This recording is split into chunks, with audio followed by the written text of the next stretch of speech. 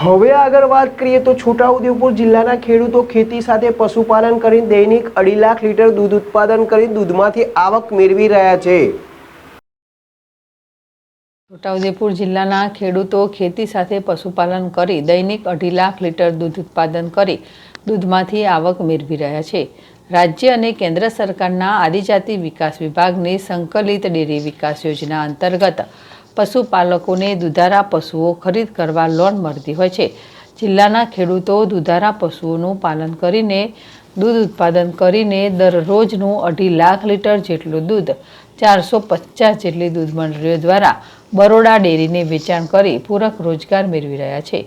છોટાઉદેપુર જિલ્લાની 450 જેટલી દૂધ ઉત્પાદક મંડળીઓમાં જેતપુર પાવી તાલુકાના વાંકી દૂધ ઉત્પાદક મંડળી જિલ્લામાં સૌથી વધુ દૂધ ઉત્પાદન કરનારી દૂધ મંડળી તરીકે દરરોજનું 7,500 લીટર દૂધ ઉત્પાદન કરી ગત વર્ષે 14 કરોડ ઉપરાંતનું દૂધ ઉત્પાદન કરી દૂધ ડેરીના 1,500 સભાસદોને 2.5 કરોડનું બોનસ વિતરણ કરવામાં આવ્યું છે। અલ્લારખા પઠાણ, જેડેશ ટીવી, છોટાઉદેપુર। જિલ્લામાં 450 જેટલી દૂધ મંડળીઓ આવેલી છે, એ પૈકી દૂધ એકત્ર કરી રહ્યા છે। છોટાઉદેપુર જિલ્લામાં સૌથી વધારે દૂધ વાંકી દૂધ ઉત્પાદક સહકારી મંડળીનું આવે છે અને આપણા જિલ્લાની અંદર ખેડૂતો ખેતીની સાથે આ પશુપાલનનો વ્યવસાય પણ પૂરક ધંધા તરીકે સ્વીકારેલો છે।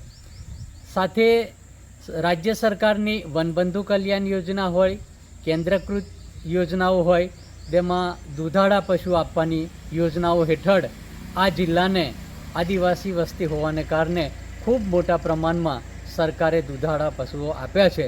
તેને કારણે દૂધનો પુરવઠો પણ અહીંયા જળવાઈ રહેલો છે। વાંકી દૂધ ઉત્પાદક સહકારી મંડળીની વાત કરીએ તો આજુબાજુના 20 જેટલા ગામોમાંથી દૂધ એકત્ર કરી રહ્યા છે।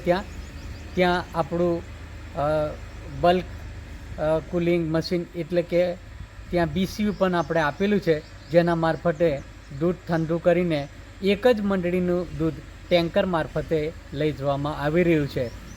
મંડળીઓ એ દૂધ ઉત્પાદકોના હિતમાં ખૂબ સારી રીતે કામ કરી રહી છે અને બરોડા ડેરીનો પણ એમાં ખૂબ મોટો સહયોગ રહ્યો છે, જેના કારણે બંનેના સંકલનથી બોનસ પણ ઉત્તરોત્તર ખૂબ મોટા પ્રમાણમાં